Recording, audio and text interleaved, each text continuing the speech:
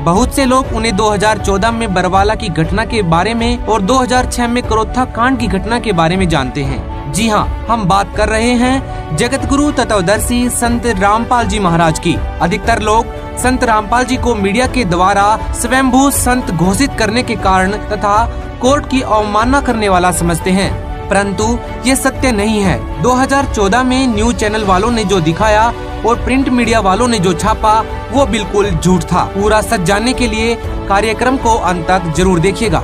आइए जानते हैं कि कौन है संत रामपाल जी महाराज, जिनसे आध्यात्मिक ज्ञान चर्चा करने के ख्याल मात्र से सभी धर्म गुरुओं के हाथ पैर कांपने लगते हैं। आखिर संत रामपाल जी महाराज जी को जेल क्यों जाना पड़ा? चलिए इन तमाम पहलुओं पर विस्तार से चर्चा करते हैं। सबसे पहले संत रामपाल जी का जीवन परिचय जानते हैं। दोस्तों, संत रामपाल जी महाराज सतलोक आश्रम बरवाला, जिला हिसार, हरियाणा के संचालक हैं, जो पवित्र शास्त्रों के अनुसार कबीर भगवान का सच्चा आध्यात्मिक ज्ञान प्रदान कर रहे हैं। मासा घटे न तिल बधे, विद न लिखे जो लेख, सच्चा सतगुरु मेट कर ऊपर मार मेघ। उनका जन्म 8 सितंबर 1951 को भारत के हरियाणा राज्य के सोनीपत जिले के गोहाना तहसील के धनाना नामक छोटे से गांव में एक किसान परिवार में हुआ। उनके पिता का नाम भगत नंदराम और उनकी माता का नाम भक्तमती इंद्रो देवी है। अपनी पढ़ाई पूरी करने के बाद हरियाणा प्रांत के सिंचाई विभाग में वे जूनियर इंजीनियर की पोस्ट पर नौकरी में लगे। संत रामपाल जी महाराज बचपन से ही ईश्वर प्रेमी थे। संत रामपाल जी महाराज श्री कृष्ण जी को अपने इष्ट देव के रूप में मानकर उनकी पूजा किया करते थे। श्री कृष्ण जी के अलावा भी बाबा श्याम जी, शिव जी, माता दुर्गा और हनुमान जी के वो अनन्य मन से भक्ति किया करते थे। हनुमान जी में एक विशेष आस्था होने के कारण वे राजस्थान के एक प्रसिद्ध हनुमान मंदिर में दर्शन के लिए हर साल जाया करते थे। संत रामपाल जी महाराज की परमात्मा में विशेष रुचि थी। 17 फरवरी 1988 को उन्होंने कबीर पंथी स्वामी रामदेवानंद जी को अपना पहला और अंतिम गुरु धारण किया। संत रामपाल जी को नाम दीक्षा 17 फरवरी 1988 को फाल्गुन महीने की अमावस्या को रात्रि में प्राप्त हुई।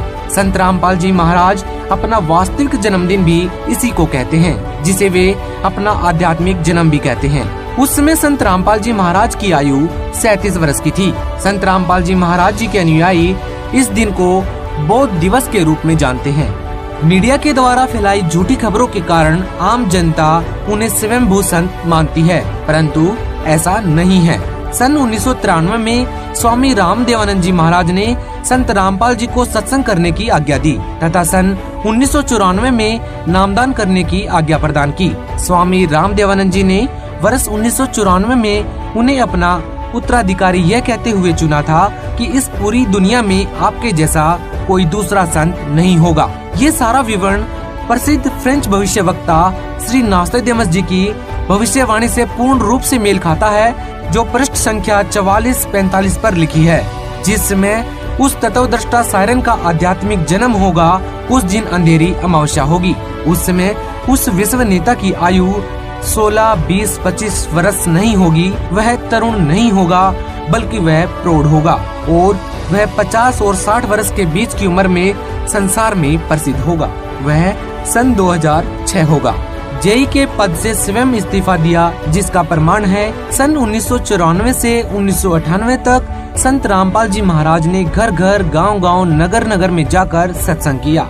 1994 से आज सन 2021 तक 27 सालों में उनके बहुसंख्या में अनुयायी हो चुके हैं। भक्ति मार्ग में लीन होने के कारण संत रामपाल जी महाराज ने अपनी जेई की पोस्ट से सन 1995 में त्याग पत्र दे दिया, जो हरियाणा सरकार के द्वारा 16 मई 2000 को पत्र क्रमांक 34923500 दिनांक 16 मई 2000 के तहत स्वीकृत है।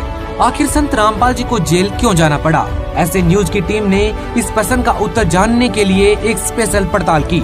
एक तरफ तो बिकाऊ मीडिया के द्वारा फैलाई और दिखाई झूठी खबरें थीं और दूसरी तरफ संत रामपाल जी के अनुयायियों के बयान थे। हमने इस बात की जड़ तक पहुंचने के लिए संत जी के आश्रमों से लेकर उनके घर तक की जांच की, आश्रम के आसपास रहने वाले लोगों के साथ और आश्रम में रहने वाले उनके अनुयायियों से बात की।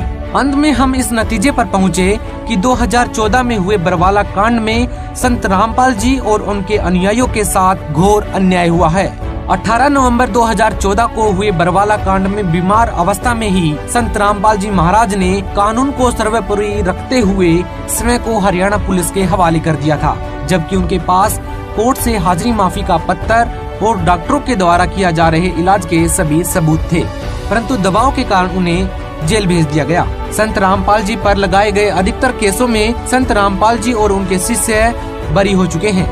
सरकार और प्रशासन ये जानते हैं कि संत रामपाल जी बिल्कुल बेकसूर हैं, जिसके बावजूद भी वे आज तक जेल में ही हैं। आखिर क्यों जेल में बंद होने के बावजूद भी महीने के 30 दिन सोशल मीडिया पर उनके नाम का परचम फहराता रहता है। दोस्तों, सप्ताह के लगभग हर दूसरे दिन संत रामपाल जी महाराज जी का टैग ट्विटर पर नंबर 1 पर ट्रेंड कर रहा होता है। संत रामपाल जी का ज्ञान इतनी तेजी से लोगों के दिलों में अपनी जगह बना रहा है कि मानो कोई तूफान उठा हुआ हो, जिसे रोकना मुश्किल ही नहीं नामुमकिन है। संत रामपाल जी के शिष्य ट्विटर, फेसबुक आदि सोशल मीडिया प्लेटफॉर्म पर समाज सुधार के कार्यों से संबंधित टैग चलाते रहते हैं। टैग के माध्यम से संत रामपाल जी के द्वारा बताए जा रहे शास्त्र आधारित ज्ञान और सत्संगों को देखने के लिए लोगों को प्रेरित करते हैं, ताकि संपूर्ण मानव जाति का उद्धार हो सके। यही संत रामपाल जी का उद्देश्य भी है कि कबीर जी के बताए मार्ग पर चलकर हम सभी सतलोक हमारे निज धाम यानी कि हमारे उस स्थान पर पहुंच सकें जहां पर कभी जन्म मृत्यु नहीं होती है। टॉप ट्रेंड इसलिए करते हैं क्योंकि लोग उन्हें बेहद पसंद करते हैं। उनके टैग्स जैसे कि #stop killing animals, #stop dowry system, #stop consuming intoxicants, #boycott Bollywood आदि सामाजिक बुराइयों पर एक कड़ा प्रहार करते हैं। संत रामपाल जी समाज सुधार के अनेकों कार्य कर रहे हैं। रिश्वत, मांसाहार, नशा, चोरी, बलात्कार, मिलावट, अश्लीलता, नाच गाना, दहेज प्रथा के खिलाफ भी संत रामपाल जी के टैग्स खूब ट्रेंड करते हैं, क्योंकि सभी लोग इन बुराइयों के खिलाफ एकजुट सोच और आवाज करके इन बुराइयों को समाज से सदा के लिए मिटा सकते हैं।